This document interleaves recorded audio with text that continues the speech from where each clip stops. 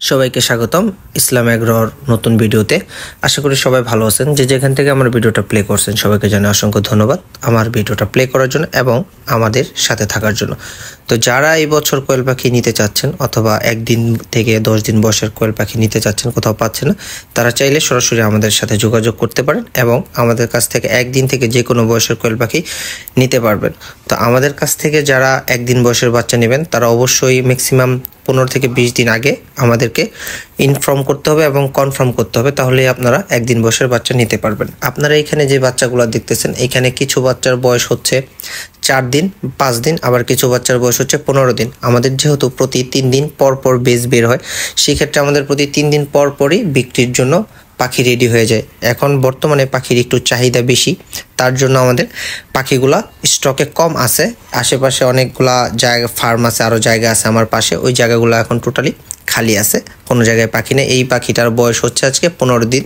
যারা 15 দিন বয়সের অথবা 7 দিন বয়সের পাখি নিতে চান, ব্রুডিং শেষ করা পাখি, এটা হচ্ছে 7 দিন বয়সের, তারা চাইলে যোগাযোগ করতে পারেন।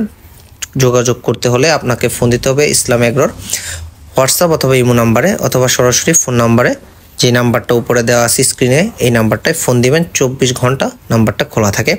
আর যারা 1 দিন বয়সের বাচ্চা ব্রুডিং করবেন মনে করবেন, তারা এইভাবে ব্রুডিং ঘরটা সাজাবেন। যে কিভাবে 1 দিন বয়সের বাচ্চা ব্রুডিং করতে হয় আমার আগের ভিডিওগুলো দেখবেন, ইনশাল্লাহ আপনারা বুঝে যাবেন কিভাবে 1 দিন বয়সের বাচ্চাকে ব্রুডিং করতে হয়।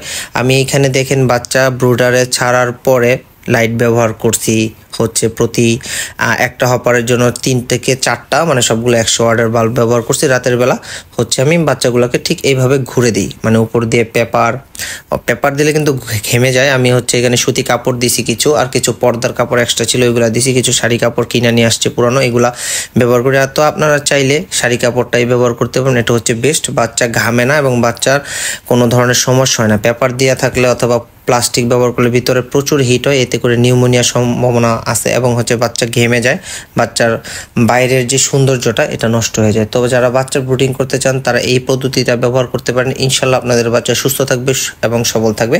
আর যাদের বাচ্চা এবং কোয়েল পাখির দরকার হয় তারা সরাসরি কিন্তু যোগাযোগ করবেন। যারা এখন আমার চ্যানেলটা সাবস্ক্রাইব করে নাই অবশ্যই সাবস্ক্রাইব করে পাশের বেল আইকনটি বাজিয়ে দিবেন। ধন্যবাদ।